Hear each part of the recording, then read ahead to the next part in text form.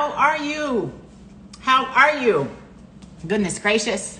Welcome back. This is the Taryn Lamp Show, Season 8, Episode 15. Wow, this is the last episode of Season 8. So thank you so much for joining me. I truly, truly, truly appreciate it, as I do every Tuesday that I've been doing the show. We've been doing this show since 2020. So yeah, about 3 years on Tuesday nights at 7:30 p.m. Central Standard Time. I used to do it every Tuesday, but then I had to, take a moment for myself, just a moment. So now I'm doing, hey Tyra, I gotta have you back. I gotta have you, where are they now? So now I'm doing pop-up shows from now until, I don't know when. I might come back every Tuesday. I might just continue to do pop-up shows. I'm not sure. Who knows? But if you have a story, I would love to have you on the show. So please make sure, hey Tony, how are you? Please make sure, I need to have you back on too. Please make sure you get a hold of me. I am seeking guests for 2024. And if you know someone who has a story, I would love to have them on the show. So make sure you or them get a hold of me. Please make sure you are also going to Apple Podcast and subscribing via the podcast and reviewing the podcast as well. You can also subscribe on YouTube at I Am Taryn Lamp, on Apple Podcast at The Taryn Lamp Show. I would love to have you on the show. I'm seeking guests for 2024. This is how it goes. It's all word of mouth. It's all you, and you. So if you have a story, if you have an obstacle, if you have a challenge, if you have a journey, and guess what? That's everybody. That's all of us. So if you're hearing the show in any way, shape, form, or fashion, you have a story. And I would love to have you here on the show. So make sure you get a hold of me. No story's too big. No story's too small. Physical obstacle, financial obstacle, physical obstacle, emotional obstacle, we all got them. And so I would love to have you on the show. This show is all by word of mouth. Please make sure you're sharing the show with others too. My goal is always to get the show out into the world and to share positivity and to share love. Hello, Alicia. How are you? Good to see you, girl. I gotta have you on the show, actually. I'd love to have you on the show. I'll have to reach out to you. Okay, so I will get my guest in for today, Miss L. Let's see. 8, episode number 15. Hey, Jordan. And if you would like to be on the show, please make sure you get a hold of me. Make sure you're liking Instagram, following, and all that good stuff. Hello. Hi. How are you?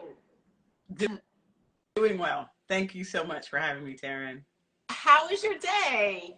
Oh, it has been a productive, glorious day. I am here. I'm alive. I am grateful. All right. I like productive. Yes. Yes, indeed. Those are always good, you know? Yes, they are. All righty. Well, guys, we are here with Miss L, and it's 7:33, so we're going to get started because you know how I like to respect your time and the time of my guests. So we have 27 minutes to get this all in.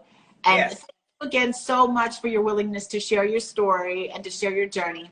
What I've heard thus far is very powerful, and I think a lot of people are going to be able to relate to it. And again, I just thank you for the courage and the confidence and all the stuff that goes with it to be able to jump out there and share it with us. So, you know, I put in the story, you know, you thought you had this ideal thing planned for yourself, right? You thought you had this, and I purposely, I don't know if you noticed it yet, cut off the rest. Right. Because I wanted people to hear how you kind of had this ideal thing and you had this best laid plan, and then life is lifing, right? So stuff happens, and yes, we all can relate to that. So if you're on the line and exactly, Jordan, so courageous for sharing your story. So you got this. So there's some good encouragement from Jordan there, Elle, because she already knows, you know, she doesn't know your story, but just the fact that I said, you know, we as women, it's difficult sometimes for us to share that story. And thank you so much. So tell us a little bit about kind of this courageous journey you've been on. And thank you again. Oh, yes, you're welcome. And thank you for this opportunity. So the courageous journey that I've been on like my whole entire life, is I have been a person, I was raised and conditioned to only look at the beneficial stuff, like anything that is good. A on a roll, top 10%, graduated from university, and then went on and got a master's 4.0. All of those achievements were the things that were like the things I test out on, right? And that was like, okay, everybody knows me as this intellectual person with a big heart. I worked as a Sunday school teacher. When I was in college, I was actually teaching my peers. And it was my mother who introduced me to Jesus Christ, right? And she was just so loving and strict. Like, I don't want to say strict. She had standards, right? And we had to meet those standards. And then I had a dad. Okay. So 2-parent household, they loved each other, but then at the same time, we had like this Old Testament family going on. My mom had nearly double digit children with my dad. And then she couldn't have any more. And so they made this choice to add additional in a non-conventional kind of way. And that was devastating for me because I'm like, hey, I'm coming from this 2-parent home and this is most likely to succeed kind of person.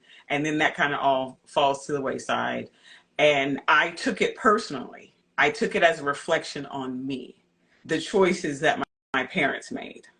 And then I determined within myself, I'm like, hey, when I get older, I'm going to show my parents what it means to be married and to have a successful team marriage. Because, the family that I grew up in, it was male dominated, what he says goes kind of thing.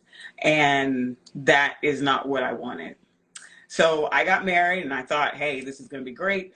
Nope, didn't happen. I ended up having to get a divorce. Didn't want it, but it happened. And I was sad. I felt like a failure because, again, all of these achievements that I had. And then I ended up having to do the ultimate thing, which is separate and dissolve a union that I thought was going to prove to my parents, hey, this is what marriage is really like. This is still continuing in your perfection, right?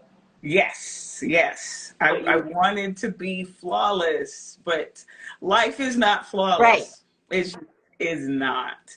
So as I got that divorce, I felt just this huge, heavy cloud of weight on me because I really wanted and had this high hope of the almost like the Huxtable kind of marriage where we were both working, we were both professionals, and we have our children and our children are succeeding and things like that. And that's not what happened.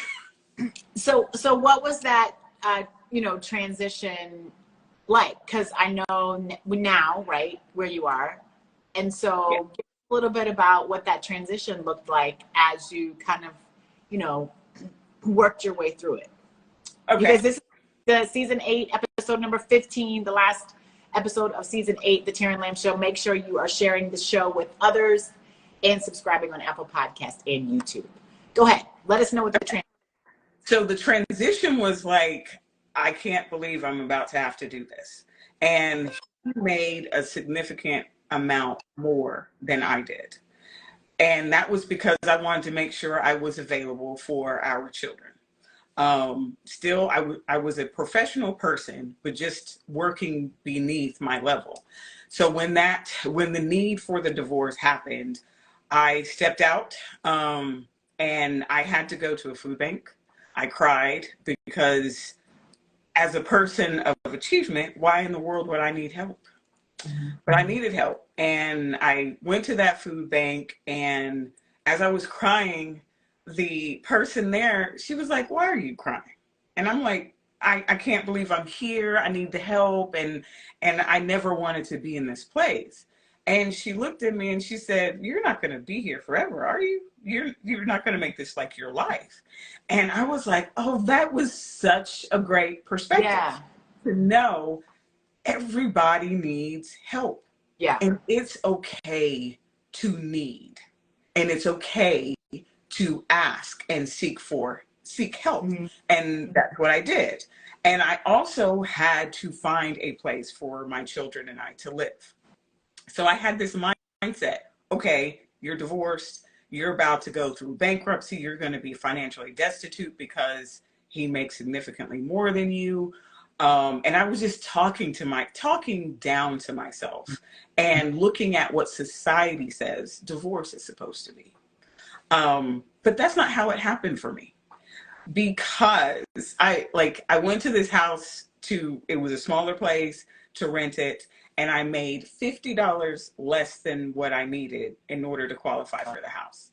And I was like, oh, just felt horrible, heavy, kept looking around because I wanted to stay in a particular location so that my children did not have to change schools. But then the price dropped and I went back and I was able to get the house. Okay. So I had a place to stay. Then I had a friend she was trying to get her own house. And she's like, "Hey, I know you got this divorce, but I have this person." And she put me in contact with her person. And that person walked me through what I needed to do to get my credit score up and potentially purchase a house. And it was when the interest rates were really low. And I was like, no, I'm divorced. I'm supposed to be bankrupt. I'm supposed to struggle for years and get back on my feet. But that is not what happened. Right. I did the work. I followed the instructions and I was able to purchase a home. So why do you think you thought you were supposed to not do that? Well, just the conditioning that society has, like the Lifetime stories and all of the different things that have impacted my belief system around that.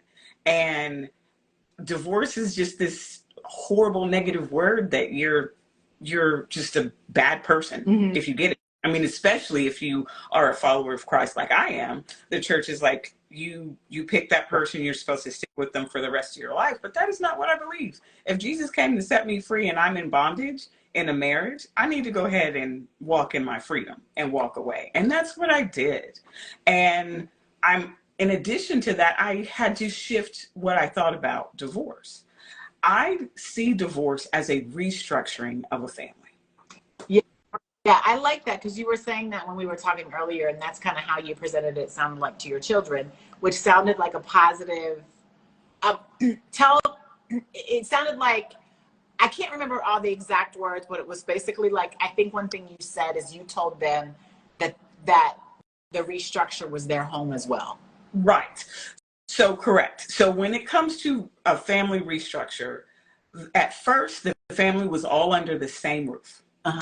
And underneath the same roof, you have both of your parents, the children, etc. But because of the divorce, the spouses, that relationship is over, but we will always be their parent. So I use the words, phrases, you are going to your home with your dad, or you are going or coming home with me. Because when I first got this divorce, I was reading Mom's House, Dad's House. Very wonderful book. But it's just the perspective was from the adults. And I wanted, because not only am I in pain and confused and devastated, my children were too. And I had to put my own oxygen mask on first. Yeah.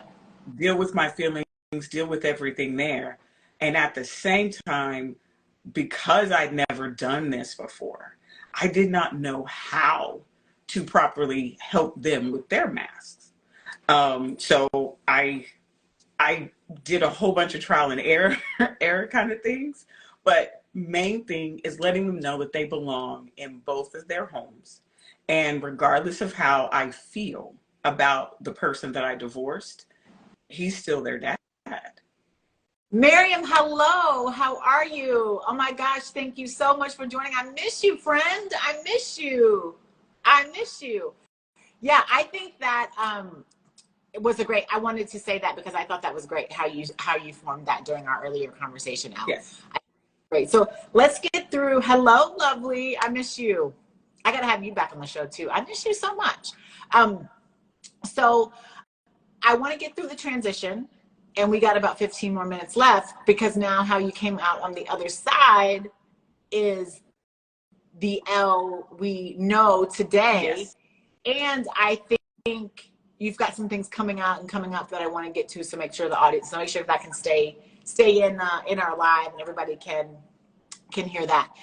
And I think it's also good to understand that we're all still coming out, right, Yes. of a transition. We're all still we all are transitioning each and every day in different parts of our lives, right? Like Yes. we're growing as people, whether you're married or not married or single or whatever. I mean, I think, I grow every day in my marriage, and I think about my husband does too. So I think we're all in transition and figuring this thing we call life out. So you're on the other side. Yes. Tell us about being on the other side and what you got coming up. Okay, on the other side, yay, is I want to be able to serve other divorced single parents so that just like I walked in my power, I can Say real go ahead. quick, do you realize you have an international viewer right now? Oh, I do. Yes. Yay! Hugs from New Zealand. Thank you. Hugs and kisses. Thank you so much. That's so awesome. She's the doll baby. I miss her so much. Okay, go ahead. I just wanted to tell you. Oh, thank you so much. So as I help and serve divorced single parents so they can walk in their power. And in walking in the power that you have, just like I had to discover, I didn't have to do what people said or what society has like prescribed as what is divorce and what is being single. Because the other thing is I wasn't seeking to be reattached really quick. That was never my goal because I'm like, hey, I had this thing happen to me. So instead of trying to avoid it, I wanted to lean into it and lean in and figure out, okay, there's some things in this situation that I need to accept about myself because I was just existing. And why was I just existing? Why was I allowing certain things to happen? So I had a role in this as well, as much as I never wanted. It was all the other person. But that's not true. So I had to take my power back and be able to walk in that. And as I am walking in my power, I want to share what I did to help others do the same thing. I am by no means a mental health professional. That's not my vein. I am really here to help people just know that they're not alone and develop strategies in order to get your mindset shifted out of what is there for divorce so that they could then get to a place where they can empower their children. And I think there's a lot of mind shift changes in a lot of things, right? That's just one instance, right? You're doing your kids in that instance, but there's a lot of power in taking our minds from one places to another and saying different, looking at things from a different perspective, right? One of the things that we learned, and I say we being my husband and I learned, that's so hard is to seek to understand more than to be understood. And it's so hard when you're in it, right? Yeah.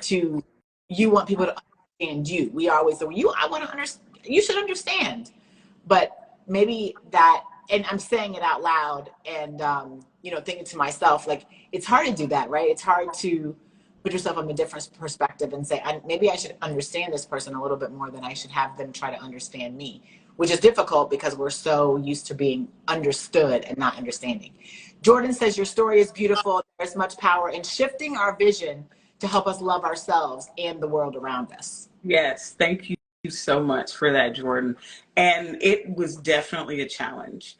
And what I recognized is in my life, I've had challenges and I've been determined to get through them.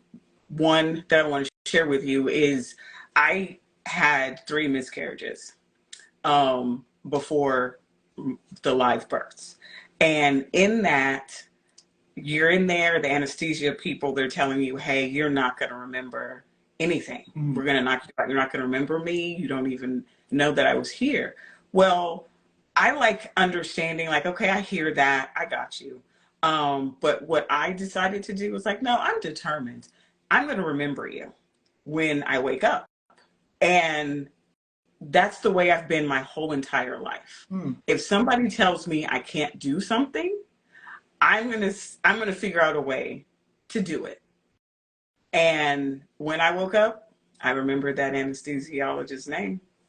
And he was so shocked. But I was like, no, you're not gonna tell me what I can't do. And that's the same thing. And it's like I'm having to remember, like, I've been this strong, courageous person this whole entire time. My parents, they did a wonderful job in preparing me. I didn't appreciate everything that all the choices that they made, but what they did for me, I accept, I'm holding on to, and I'm going to help allow that to move me forward.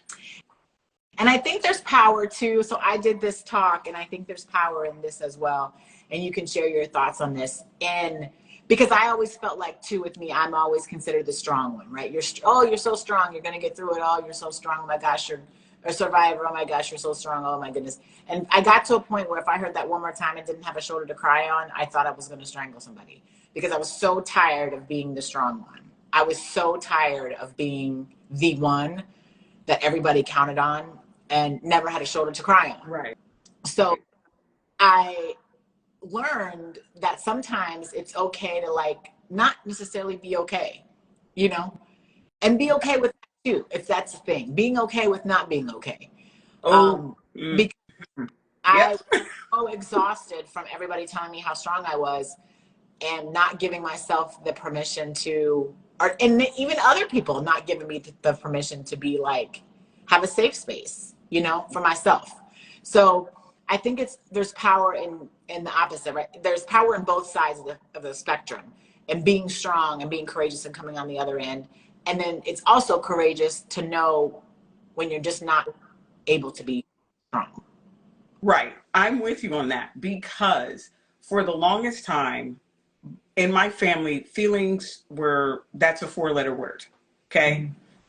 And the only thing that we were able to do was smile, be happy. Our parents could get mad and have a different range of emotion, but as their children, we could not.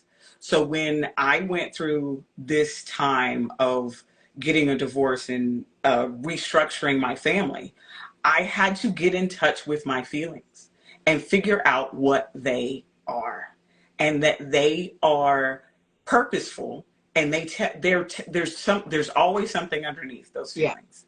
Yeah. And I had to do the work. It was challenging work. I found communities where I could be vulnerable and cry and not even be smiling and happy. I could be sullen and heavy and say every kind of word about what I wanted to really say in order to go through the feelings. That's what's necessary, is to go through them. And come on, divorce is grief. Something died. And for me, the wonder, I hate to say it this way, but the wonderful thing that happened is I was going through my grief journey because my mom passed away.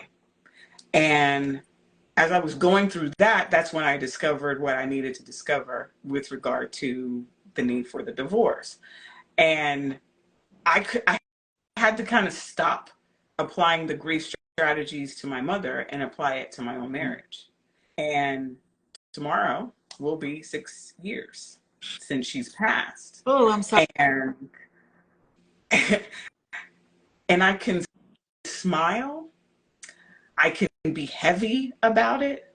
I can have conversations with myself to say, I regret a whole bunch of things that I did to you, mama. I regret not, there's just so many, that list is long. And I can say those feelings and be comfortable in those feelings and not want to run away. And that's a lot of what, that's where I've been finding a lot of my power, is recognizing and finding what my feelings are and Yeah. my emotions. And I think that's a big deal. Like finding your feelings is a big deal. Because they're hard to find sometimes, you know, especially if you don't want to find them. Yeah, you don't. Because I know I didn't. Excuse me, I need to take a sip. Yeah.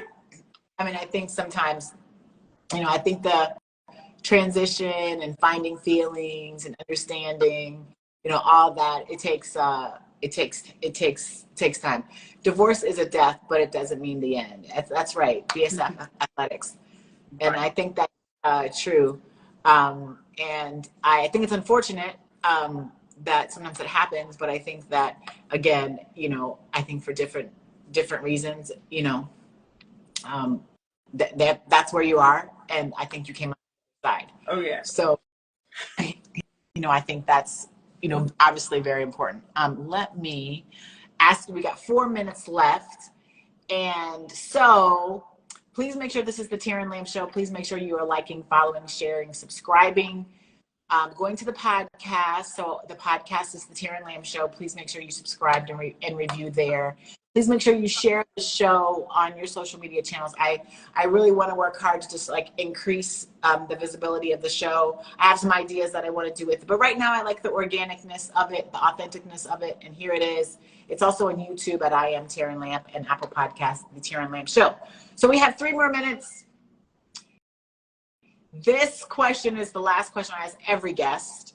Okay. And I think you might be prepared. Sometimes people aren't prepared. So, but maybe you aren't. No, in which case, I'm not actually. Sorry. I am the cat lady. Everyone around me knows I love cats. I know, don't judge. If you don't love cats, don't tell me. I don't want to know. I love all animals, but cats have been my heart lately. So they say, you know, curiosity in the cats doesn't end up well. What are you, Elle? What are you curious about in the last 2 minutes? Okay. I am curious about how everything's going to work out with me and my children, because I am leaning in wholeheartedly to being more aware of myself, being more aware of what my children need. And I love learning. That's actually one of my strengths. So I always want to learn and discover the thing, like I call them diamonds, right? So a lot of people say, you know, put your past behind you. I'm not a person that's going to put my past behind me. What I want to do is I want to take my past, look at it, take off all of the stuff that's not necessary, and dig in and find those diamonds. So I am really curious about finding all of the different diamonds that I'm going to learn from my own life.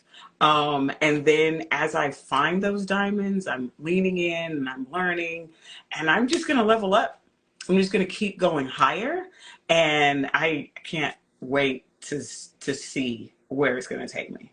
And I know I did some research on curiosity killed the cat, but getting an answer brought it back, right? So I love curiosity. I love being curious. And and you're giving me this opportunity to answer what I'm curious about. And hopefully this curiosity brings life to others, because I'm not the only one who gets to lean into my past and learn from it, and then take those diamonds from it and continue to level up. So I just follow me on Instagram. I am going to be having a master class on the 16th at 9. I know as parents, we have to put these children to bed first. So it's only going to take an hour. Come join me. I'm curious who's who's ready to come And learn about walking in your power. And that's 9 EST. Yes, it is. So it's 9 EST for the masterclass. And we are closing with, I like it. There's so many jewels, no pun intended, from what I'm about to say here, but I think Find Your Diamonds is an awesome way to look at it. Take a good dig in and find what diamonds, folks, you can discover. So this is the Taryn Lamb Show. Next episode will be, I don't think it's going to be next week. I think I'm going to have my birthday episode. So I'm going to invite you. Yeah, my birthday episode will be the beginning of December. So I'm going to invite everyone to my birthday episode. Thank you so much for joining me, folks. This is the Taryn Lamb Show. This is season 8. This is the last episode of season 8. Please make sure you are sharing the show on your social media channels. I would love to increase the visibility of the show. Everybody that you see on the shows, on all episodes, has been volunteer, has been word of mouth. My ask of you, if you're listening, watching, is just if you have a story, I'd love to have you on the show. If you know someone who has a story, which we all do, we all have a story, A. We all know someone who has a story, B.